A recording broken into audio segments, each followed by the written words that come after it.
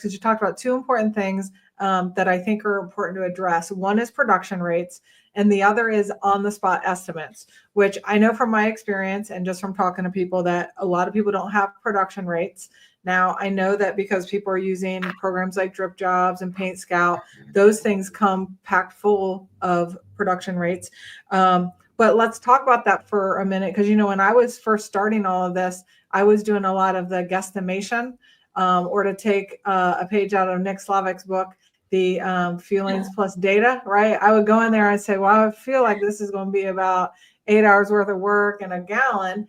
And then I would do job costing to see how close my guesstimation was. Now, as we've grown, we have do like you do. We measure and we input the information.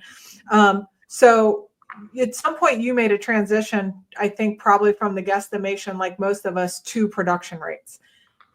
How did that transition go, or were you always using production rates? No, not at all.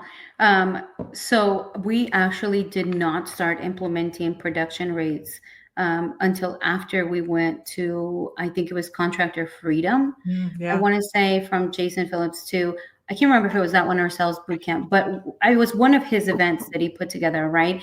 And I remember when he started talking about that, and he started mentioning how a lot of people do it, right? And the reason why that doesn't quite work. But I will say, Michael, leaving my profession where I was getting a salary paid, right? Like taking it back just a little bit, our household income was completely different. So when I quit my job, and obviously like my paycheck stopped coming in, we really had to be, and that's when I was like, wait a minute, like there's something going on, because we have jobs, like we're thankfully we're busy, but like we're not, this is not like 1 + 1 is not equaling 2.